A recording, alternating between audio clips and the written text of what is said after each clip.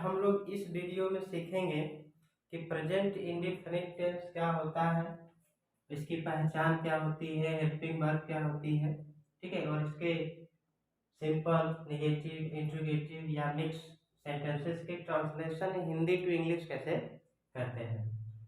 तो देखिए, इंट्रोड्यूस यानी पहचान। प्रेजेंट इंडेफिनिट टेंस को शॉर्ट में हम कहते हैं पीआईटी।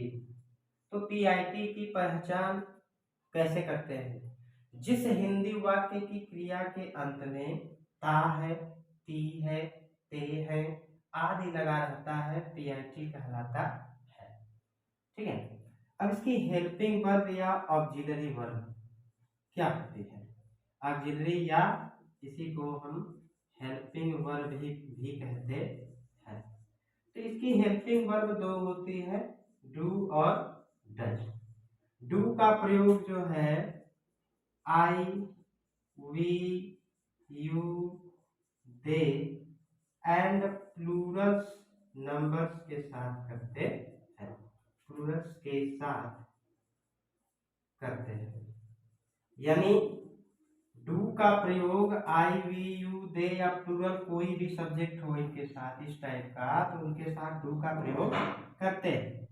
और डज जो है सिंगुलर नंबर्स के साथ, जैसे ही, सी, इट और किसी का नाम हो, किसी भी व्यक्ति का, स्थान का, किसी का भी नाम हो, नाउन हो एंड सिंगुलर्स, ठीक है।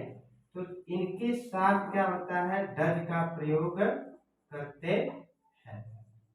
ओके, तो ये आपका डू डज का प्रयोग। एक नोट पॉइंट है कि जब इसका ट्रांसलेशन हिंदी टू इंग्लिश में करते हैं तो पीआईटी के सिंपल सेंटेंस में या साधारण में, पीआईटी के साधारण वाक्यों में डू डज का प्रयोग नहीं किया जाता है, डू डज का प्रयोग नहीं होता है या नहीं किया जाता है।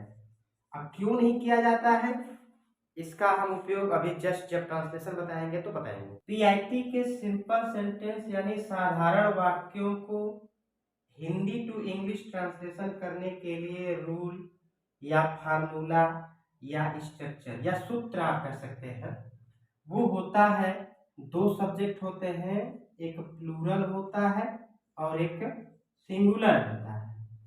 तो हम प्लूरल के लिए और सिंगुलर दोनों के लिए अलग अलग बता दे रहे हैं।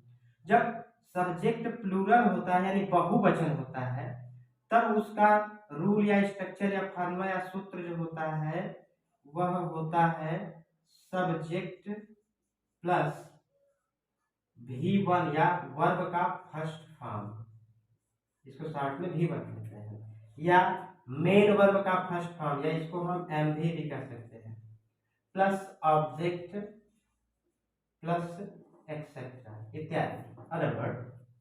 लेकिन जब सिंगुलर नंबर की बात आती है तो सिंगुलर नंबर में क्या होता है, सब्जेक्ट प्लस यस या ईएस इन V1 या MV1, यानी मेन वर्ब के फर्स्ट फॉर्म में यस या E S plus object plus etcetera other etcetera. जैसे इसको कैसे समझेंगे, देखिए एग्जाम्पल है कि राधा गाना गाती है, राधा गाना गाती है, तो राधा क्या है, लड़की, यानी किसी लड़की का नाम है तो ये सिंगुलर में आ जाएगा। सिंगुलर में होगा तो रूल क्या होता है, सब्जेक्ट, यानी राधा नाम लिख देंगे तो राधा सब्जेक्ट हो गया, गाती है मतलब सिंग। अब सिंग जो है राधा अर्थात सब्जेक्ट जब सिंगुलर होता है तो यस या यस लगता है, तो सिंग में यस या यस में क्या जुड़ेगा, एस। गाती है का इंग्लिश हो गया, फिर गाना, तो फिर ए सॉन्ग लिख सकते हैं, ठीक। तो पीआईटी के साधारण वाक्यों का अदर एग्जांपल यहाँ पर है, मैं गणित पढ़ाता हूँ, वे सब बाजार जाते हैं, हम सड़क पर दौड़ते हैं। तो मैं गणित पढ़ाता हूँ, तो मैं सब्जेक्ट जो है प्लूरल नंबर का है, तो आई यानी सब्जेक्ट जब प्लूरल नंबर है तो इसमें यस यस नहीं लगता है, तो पढ़ाना का मीनिंग क्या होगा, टीच। ठीक, आई टीच। फिर मैथ, मैथ कोई सब्जेक्ट है तो इसको क्या लिखेंगे, कैपिटल लेटर से। हो गया। वे सब बाजार जाते हैं, तो वे सब किस में होता है, दे। कुछ बच्चे ऐसे होते हैं जो वे सब की अंग्रेजी लिख देते हैं दोज, तो उन्हें याद रखना चाहिए कि ये कोई सब्जेक्ट इस तरह का नहीं है, ये इशारे के रूप में यूज किया जाता है। तो इशारे वाला दोज नहीं, यहाँ पर कोई काम करने वाला व्यक्ति है उसको यहाँ पे यूज करना है।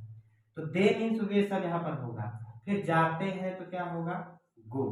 अब गो के बाद ऑटोमेटिक टू लग जाता है, क्योंकि इसको बदलना होता है। क्या हो जाएगा, दे गो टू। फिर कहाँ जाते हैं, market, they go to market, या बाजार भी लिख सकते हैं। हम सड़क पर दौड़ते हैं, तो वी मीन्स हम, दौड़ते हैं रन, फिर पर का मतलब ऑन और रोड हो जाएगा तो ऑन द रोड, सड़क पर दौड़ते हैं। ठीक है, एक एग्जांपल देखिए, वह साइकिल चलाता है, वह साइकिल चलाता है, वह साइकिल चलाता है, तो ही होगा। उसके बाद चलाना होता है राइड, ही मीन्स वह, राइड मीन्स चलाना। उसके बाद क्या चलाता है, साइकिल। तो साइकिल से पहले यहाँ पर देखिए सब्जेक्ट क्या है, सिंगुलर है। जब सिंगुलर सब्जेक्ट होता है तो वर्ब में यस एस लगता है, तो ही के साथ इसमें यस एस लगेगा, तो लास्ट में जब ई है तो एस लगेगा, तो राइट्स हो गया, ही राइट्स क्या, साइकिल। तो C Y C L E cycle लिखिए या बाई साइकिल लिखिए। ठीक है, अब यहाँ पर प्रश्न हम ये उठा रहे हैं कि सिंगुलर नंबर के साथ वर्ब में यस यस लगता है और प्लूरल नंबर के साथ यस या यस वर्ब के फॉर्म में नहीं लगता है, क्यों। ठीक है, तो इसका आंसर होगा कि सभी वर्ब, क्या, सभी वर्ब जो है प्लूरल रूप में होती है, पहले से ही बहुवचन में होती है। लेकिन जब सिंगुलर नंबर के साथ कोई जब यूज करना होता है वर्ब को, तो उस वर्ब को भी हमें सिंगुलर में ही कन्वर्ट करना पड़ेगा। तो ही सिंगुलर है तो ये वर्ब प्लूरल में होती है, क्योंकि all verbs in right always plural numbers. इसको सिंगुलर में कन्वर्ट करने के लिए ही यस या ईएस इसमें लगाया जाता। तो बढ़ते हैं निगेटिव सेंटेंस की तरफ, यानी नकारात्मक वाक्य। इसका रूल, फार्मूला या स्ट्रक्चर या सूत्र भी इसको कहते हैं। हिंदी टू इंग्लिश ट्रांसलेशन के लिए उसका सूत्र होता है या फार्मूला है, subject plus do does plus not plus V1 plus object plus etcetera. अब इसको दिखाते हैं एग्जाम्पल के थ्रू। पहला एग्जाम्पल है, सुधीर भोजन नहीं बनाता है। तो सुधीर नाम है, तो सुधीर, उसके बाद डू डज लगेगा, तो नाम के साथ डज लगेगा, फिर नहीं का इंग्लिश होगा नॉट, फिर बनाना, तो भोजन बनाया नहीं जाता है, पकाया जाता है, तो मेक नहीं बल्कि क्या लगेगा, कुक। तो सुधीर डज नॉट कुक, क्या, भोजन, तो क्या लिखेंगे, फूड। ठीक, दूसरा, सैनिक सीमा पर नहीं सोते हैं। तो सैनिक किसमें सोता है, सोल्जर, सोल्जर। और फिर सोल्जर अकेला होता है सीमा पर या कई होते हैं, कई होते हैं, तो डू लगेगा, सोल्जर्स डू नॉट। फिर सोते हैं तो sleep, yes L W E, sleep कहाँ, सीमा पर, यानी on the border, on the border. अध्यापक विद्यार्थियों को नहीं मारते, तो अध्यापक का होता है टीचर। फिर टीचर जो है किसी भी कक्षा में अकेला पढ़ाता है या कई टीचर मिल के क्लास में पढ़ाते हैं, अकेला पढ़ाता है, तो टीचर फिर क्या लगेगा, डज नॉट। तो टीचर डज नॉट। फिर मारना, मारना दो टाइप के होते हैं, एक जान से मारना, एक डंडे से या छड़ी से मारना। तो यहाँ पर छड़ी से ही मारना, अध्यापक जान से नहीं मारता है, छड़ी से मारता है। तो क्या होगा, टीचर डज नॉट, फिर मारना का हो जाएगा बीट, फिर किसको, को मीन्स मतलब आप, फिर स्टूडेंट्स। तो ये रहा आपका नेगेटिव सेंटेंसेस का एग्जाम्पल और उनके बताने का तरीका। इंट्रोगेटिव सेंटेंसेस यानी प्रश्नवाचक वाक्य।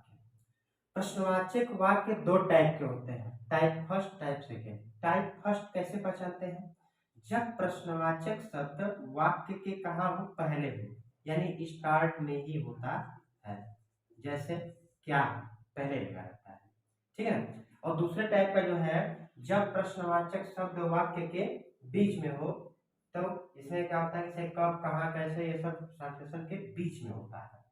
तो जब प्रश्नवाचक शब्द वाक्य के पहले होता है तो उसका रूल या फार्मूला जो है वो होता है डू और does plus subject plus V1 plus object plus etcetera, और लास्ट में क्या लगा रहता है, क्वेश्चन मार्क। ये इंपॉर्टेंट है, क्वेश्चन मार्क यहाँ पर होना चाहिए।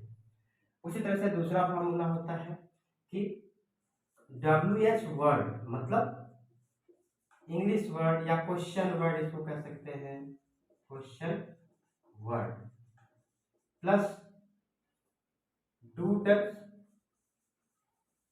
Plus subject plus V1 plus object plus etcetera, और क्वेश्चन मार्क तो लास्ट में होना एकदम अनिवार्य है, क्योंकि क्वेश्चन मार्क ही है जो पहचान कराता है कि क्या है, सेंटेंस जो लिखा गया है वो क्या है, इंट्रोगेटिव का है या प्रश्नवाचक वाक्य है। इसमें WH वर्ड क्वेश्चन वर्ड के बाद जो रूल लिखा गया है वो ये वाला होता है, यानी ये नियम इसमें शामिल होता है, बस इसमें शामिल क्या अलग से, WH वर्ड या क्वेश्चन वर्ड। अब एग्जाम्पल के थ्रू दिखाते हैं दोनों को। देखिए हमने दोनों का एग्जाम्पल लिख दिया, दो एग्जाम्पल, कि क्या वे सब रोते हैं, तो क्या जो वर्ड है सबसे पहले ही लगा है, तो इसको कैसे शुरुआत करते हैं, कहाँ से शुरुआत है, डू डज से। तो वे सब प्लूरल नंबर है तो इसलिए इसमें क्या लगेगा, डू, तो हो जाएगा डू दे। फिर क्या करते हैं, रोते हैं, तो रोना होता है वी। उसके बाद बाकी और कुछ नहीं बचा है तो काम खत्म, यानी क्वेश्चन। क्या वह मुझे हिंदी सिखाती है, तो सिखाती है तो लड़की है तो सी होगा, और क्या पहले लगा है तो क्या हो जाएगा, सी के साथ डज, तो डज सी। और फिर सिखाती है, क्या सिखाना किस मीन्स होता है, टीच मीन्स, तो टीच। और फिर क्या सिखाती है, हिंदी, तो टीच हिंदी, हिंदी का पहला अक्षर कैपिटल होगा क्योंकि सब्जेक्ट है, और सिखाती है तो किसे, मी, मुझे, तो मी हो गया, क्वेश्चन मार्क लगाएंगे। जब प्रश्नवाचक शब्द वाक्य के बीच में, देखिए यहाँ पर बीच में लगा हुआ है दोनों, क्या, तो इसकी अंग्रेजी लिखेंगे, तो क्या किस में होता है, व्हाट, व्हाट, और फिर वह पढ़ाता है, वह सिंगुलर नंबर है तो इसके साथ क्या लगेगा, डज, व्हाट डज, फिर ही, क्योंकि यहाँ पर पढ़ाता है तो मैं, तो ही क्या करता है, पढ़ाता है, पढ़ाना किस में होता है, टीच, TEACH, टीच मीन्स पढ़ाता है, क्वेश्चन मार्क, ठीक। अब तुम क्यों झगड़ा करते हो, तो क्यों किस मीन्स होता है, व्हाई, इंग्लिश वर्ड या क्वेश्चन वर्ड, व्हाई। फिर उसके बाद तुम के साथ क्या लगता है, डू, तो व्हाई डू यू, फिर करते हो क्या, झगड़ा, झगड़ा करना एक ही मीन्स होता है, क्वारल, क्वारल मीन्स झगड़ा। तो आपने देखा कि प्रेजेंट इंडिफिनिट टेंस के सभी सेंटेंसों का रूल, स्ट्रक्चर, फार्मूला और उनके साथ साथ एग्जांपल्स को भी हमने बताया। तो इस तरह से ट्रांसलेशन किया जाता है, और इंट्रोगेटिव सेंटेंसेस के कुछ वर्ड्स या मीनिंग्स मैं यहाँ पे लिख दे रहा हूँ जिसको आप कंठस्थ कर लीजिएगा, जो इंग्लिश ट्रांसलेशन करने के काम में आता है। इंट्रोगेटिव वर्ड्स, कब, व्हेन मीन्स कहाँ, वेयर, कैसे, हाउ, कितना, कितना देखिए दो, एक कितना जो होता है वो मात्रा के रूप में होता है, जैसे कहा जाए कि कितना मतलब केजी में हो, कितना किलोग्राम है, कितना लीटर है, या कितना मिलीलीटर है ना, ये मात्रा जब यूज करते हैं तो हाउ मच यानी कितना होता है। अगर गिनते हैं, काउंटिंग में कितना है, जैसे गिनते हैं कि 100 रुपया है, 200 रुपया है, 1 लाख रुपया है, काउंटिंग में कितना है, तो काउंटिंग के लिए हाउ मेनी होता है। किसको, whom, किसमें, in which, कौन, who, क्यों, why, किसका, which। इस तरह से कुछ हम इंट्रोगेटिव वर्ड्स लिखे हैं जिसका उपयोग ट्रांसलेशन के समय काम में आ सकता है।